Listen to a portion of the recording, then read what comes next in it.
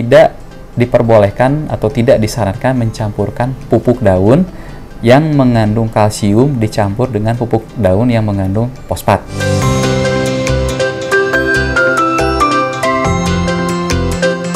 Itu bisa dipakai ketika sudah memasuki usia generatif atau sudah fase pembesaran buah, atau lebih ideal lagi ketika dipakai ketika pematangan buah.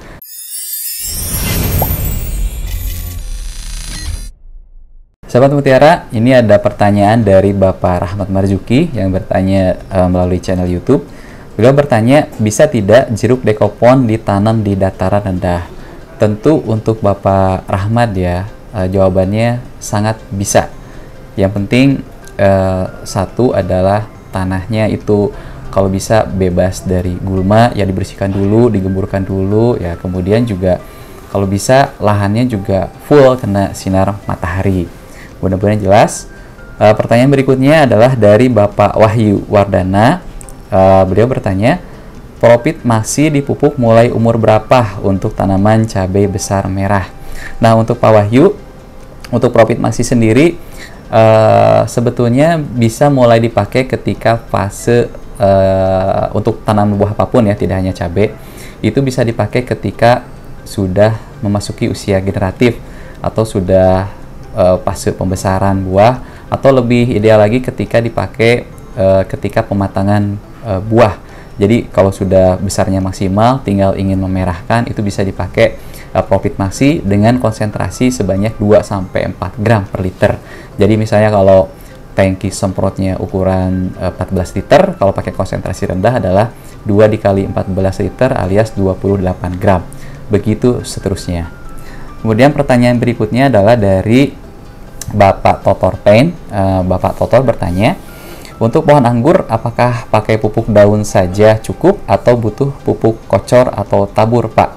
Nah, untuk Pak Totor, tentu sebetulnya untuk pertumbuhan yang optimal dan perkembangan tanaman yang optimal supaya hasil panennya juga maksimal, ya pemupukan melalui tabur atau kocor harus tetap dilakukan, ya minimal seminggu atau 10 hari sekali. Ya idealnya sih seminggu sekali ya untuk pemupukannya. Adapun pemupukan melalui daun itu hanya sebagai faktor koreksi atau ingin meningkatkan kualitas, ya silahkan menambahkan pupuk secara foliar.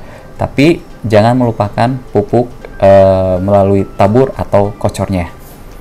Kemudian pertanyaan berikutnya adalah dari Bapak Ines atau Bapak Ibu Ines Baladiva.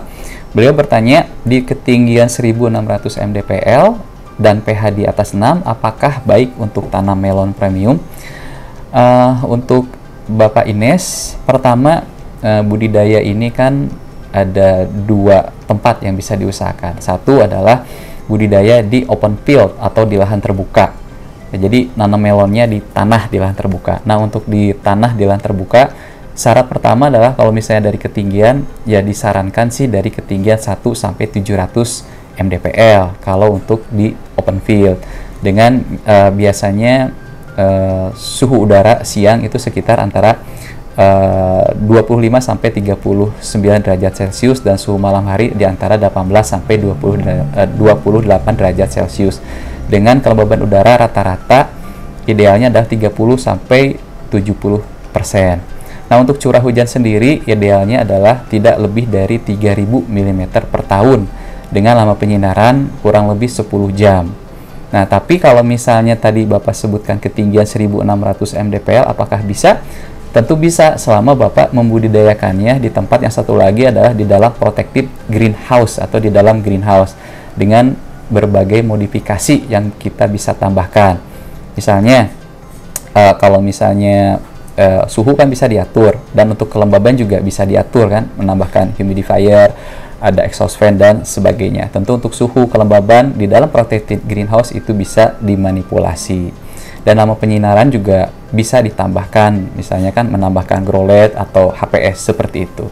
Jadi silahkan, kalau misalnya di ketinggian 1600 mungkin pilihannya adalah di protected greenhouse.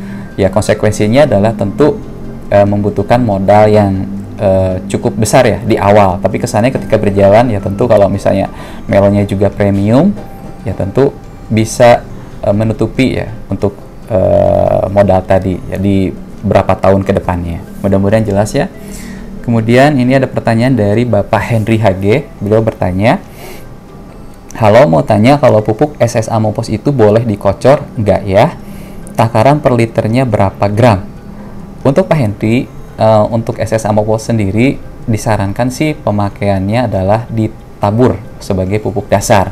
Biasanya kami pakai atau kami sarankan sebanyak 20 gram ya per pokok. Jadi misalnya kalau Bapak tanam cabai misalnya 1 hektar populasi sekitar 20.000 pokok, berarti kurang lebih 20 gram dikali 20.000 alias sebanyak 400 kilo ya SS Amopos sebagai pupuk dasarnya. Tapi kalaupun misalnya Bapak Henry mau memakai SS Amopos ini dikocor, bisa saja, tapi kami sarankan dipakai ketika fase vegetatif.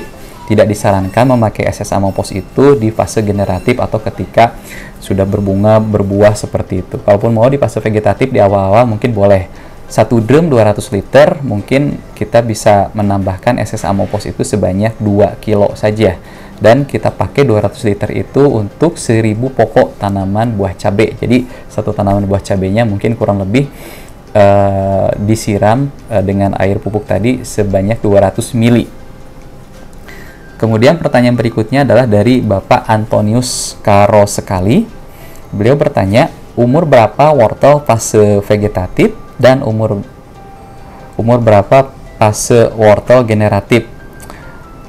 Jujur Pak Antonius, sebetulnya di wilayah saya kebetulan sih jarang sekali dibudidayakan wortel. Mungkin di teman-teman kami yang lain ada, tapi setahu saya sih untuk wortel sendiri yang dibudidayakan dan dikonsumsi untuk wortel sayur adalah wortel yang dipanen biasanya di usia 2-3 bulan mungkin ya. Mungkin ada yang panen lebih awal lagi, ada. Tapi umumnya seperti di daerah Sumatera Utara juga dari rekan kami sih biasanya dipanen di usia 2 bulan. Nah, mungkin itu panen pun yang vegetatifnya. Kalaupun biasanya disebut generatif, biasanya di gambaran kami atau petani pada umumnya mungkin generatif itu adalah wortel yang ditanam dari umbi, dan biasanya wortel yang ditanam dari umbi itu adalah untuk perbanyakan benih wortel itu sendiri lagi.